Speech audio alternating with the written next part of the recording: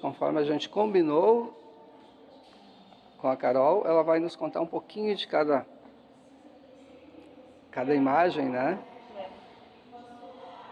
Então, aqui a gente está em 2023, eu acho que por isso que eu digo que começa em 23, porque eu acho que ela é muito simbólica. Essa é a rua da casa da minha mãe, a rua que eu cresci. Esta é a Júlio Mai, né, que para quem é de Lajeado conhece.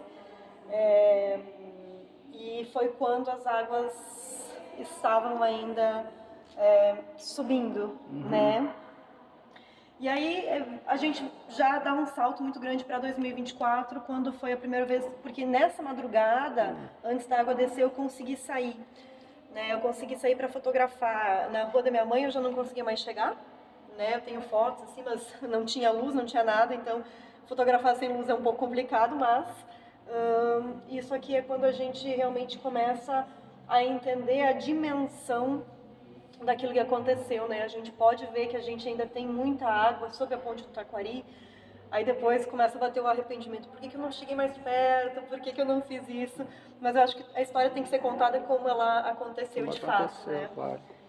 Então a gente tem aqui uma outra visão já alguns dias depois da ponte, né? Aqui é a Ponte Seca, então com todo esse rastro de destruição, a gente vê que a vegetação mudou, que a gente consegue ter uma percepção, acho que com a fotografia impressa assim grande, a gente consegue prestar atenção nos detalhes e entender um pouco mais essa dimensão, né? Tem uma noção maior do que... Essa aqui foi a foto que motivou o nome Vale no Caos, porque pra mim essa foto ela é muito significativa. Eu tava andando na Bento Rosa e eu tô caminhando naquela rua e de repente eu olho pro chão e vejo uma placa escrito assim, não era uma placa, era um concreto escrito "Seja bem-vindo". E fiquei brigando na memória para entender o que tinha ali. E lembrei que depois aqui do outro lado tinha a sede da prefeitura. E aí eu entendi aonde eu estava. Né? Eu acho que a água mexeu tanto que a gente perdeu a referência dos locais, dos espaços, né? Então por isso que hoje eu volto aos territórios e fotografo para fazer essa construção de memória coletiva de fato, né? Então essa foi a foto que para mim assim retratou o maior caos, assim. Para mim essa parece um apocalipse zumbi, né? Uma loucura, assim. Parece filme de guerra, né?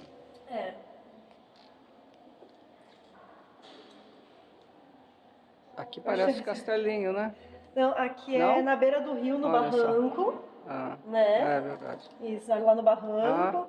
Então hoje, faz tempo que eu não passo lá, mas eu sei que tinha um apartamento que parecia que estava crescendo uma árvore dentro, né? Então a gente vem para outra parte, que depois eu vou falar do Vida de Vestígio, que é esse ressurgimento da natureza, como ela é resiliente, como ela se refaz. Aqui é Mussum, esse prédio eu tenho ele em todas as cheias, fotografado, com os mais diversos tipos de entulho. Então essa é a Rua Taquari. Quando eu estive lá em 2023, falei com os moradores, conheci moradores que disseram que era a rua mais linda da cidade de Mussum, e da sensação de pertencimento e familiaridade que eles tinham uns com os outros, né? As cheias me levaram muito a pensar nesse espaço da casa, nesse espaço do território, nas relações que se constroem nas casas que a gente tem. Então, eu tenho muitas fotografias que são de caixas de luz que estão uma ao lado da outra, mas as casas não existem mais, né? Então, como hoje as nossas divisões, as nossas separações, elas não se traduzem quando a gente vem para um evento climático desses, onde a gente é um só, né? Então eu era muito reflexiva também na parte da fotografia. Tu eras e né? Aqui tem uma caixa, não é a caixa de luz, é um... Não, aqui é uma casa, essa casa eu fotografei nos mais diversos momentos. Essa aqui é uma das primeiras, não é a primeira foto que eu tenho dela. Isso é em Arroio do Meio. Ao longo do tempo que eu fui voltando, depois tinha uma árvore que começou a nascer, aí depois essa árvore estava grande, aí depois essa casa começou a desaparecer. Até no meu Instagram tem várias fotos que mostram a trajetória dessa casa azul até ela desaparecer por completo. Então hoje essa casa não existe mais. né? É um terreno que está baldio, que eu fui lá semana passada e fotografei, porque ainda tem caquinhos azuis no chão, né? Então esse espaço de desaparecimento que acontece no pós-cheia, que é o que eu falo depois Qual é o no teu Vida Instagram? Divas. Alguém queira ir lá? É @Carol Leibniz. Bem fácil. Depois vocês copiam como se escreve o sobrenome dela. É com isso L aí. só.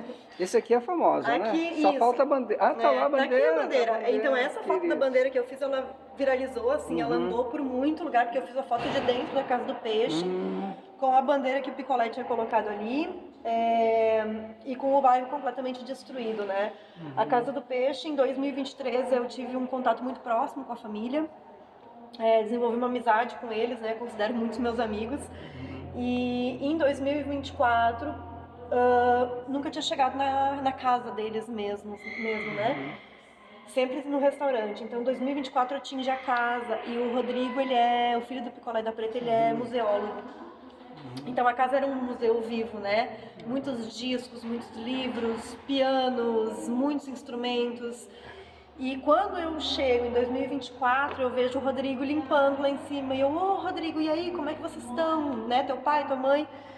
Tenho essa proximidade com o território, né? Sou de dentro do território. Ele, Carol, sobe aqui. E eu subi. E aí eu fotografei os pianos, que daí começa o meu processo de mandar as fotos para convocatórias de concursos, para exposições. E aí que eu comecei com essas imagens de 23 e 24 a ampliar um pouco mais meu olhar e a buscar lugares onde eu pudesse expor isso, onde eu pudesse mostrar isso, onde eu pudesse ampliar um pouco mais essa rede para que as pessoas pudessem ver. Então, até fiz Memórias em Transformação, que é uma série que eu fiz aqui na Casa do Peixe, que são essas memórias que foram se transformando, né? Eu lembro muito bem do Rodrigo me dizer, a gente caminhando pela casa, ele encontra um disco dos Beatles, que aí ele diz assim, nossa, né? Ele diz assim, Carol, não é só a casa, não é as pessoas dizerem que é material, isso a gente recupera. Esses objetos aqui, eles nos formaram. Aquilo que a gente tem dentro da nossa casa, aquele ambiente da nossa casa é o que nos torna quem a gente é. E aí isso ficou muito na minha memória, e aí eu fiz uma série chamada Memórias em Transformação, porque ele foi se transformando. Peguei inclusive o Rodrigo nesses tempos fazendo a limpeza dos pianos há pouco tempo atrás, porque estava ainda muita coisa lá. Sim. Ele já tinha aberto, e uma vez ele me mandou um áudio e ele disse assim, Carol, parece que eu estou fazendo uma autópsia. Porque ele começou a abrir os pianos e a tirar o barro, né? Então eu passei todo esse caminho, todo esse processo com eles, né? Então volta e meia eu tô lá, dando um alô, vendo como é que tá, né? Aí essa aqui é uma escola que fica bem na Rua da Divisa, ali em Cruzeiro do Sul, Lajeado do Cruzeiro do Sul. Então, como arrastou o bairro inteiro... Alfredo Lopes? Isso, a escola ficou em pé e tava assim. Né? Encontrei também uma bandeira do Rio Grande do Sul no chão, completamente amassada e cheia de lama, né? Que também acho muito significativa. Dá uma foto. Todas essas fotos, né, Elton, elas foram registradas assim como estavam, né? Não existe capacidade para nenhum tipo de manipulação, né? Sim. Então é um registro que é documental. A realidade. É um registro completamente documental.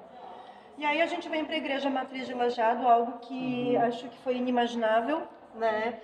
Aqui é a sacristia, então estava em cima do altar, a água entrou até praticamente 2 metros assim de altura, ainda tem o presépio aqui, né?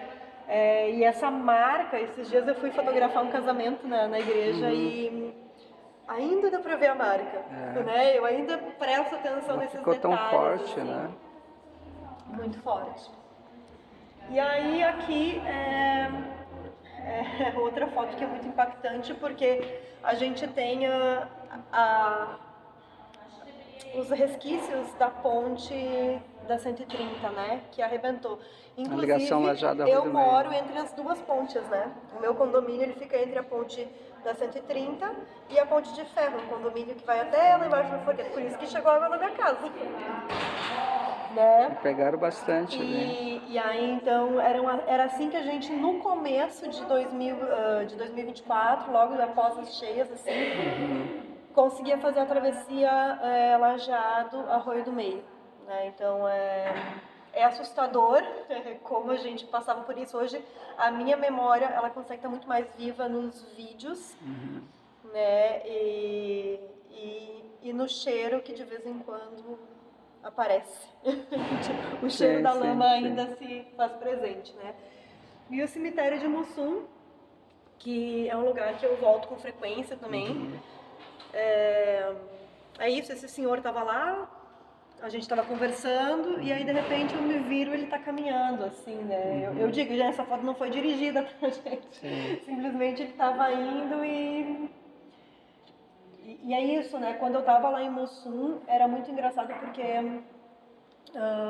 as pessoas ainda estavam indo ver os túmulos das pessoas que haviam morrido, porque queriam saber se os seus entes queridos ainda estavam lá, né? Então eu encontrei muitas ossadas. Ainda hoje volto a Mussum, não encontro mais ossadas, mas ainda tem muitos túmulos que estão meio inteiros e que tem flores, né? Então a gente ainda está vivendo isso. E aí que a gente vem para a vida de vestígio, que é esse outro tempo, né? Essas fotos fazem parte do Vale do Caos. Vale do Caos. Tu tem mais a de vestígios. Isso, a vida de vestígio é uma amostra que foi se construindo ao longo dos últimos anos. Podemos fazer mais uma? Podemos. Parte 3, então? Pode ser. Pode ser? Tá, gente, já voltamos então.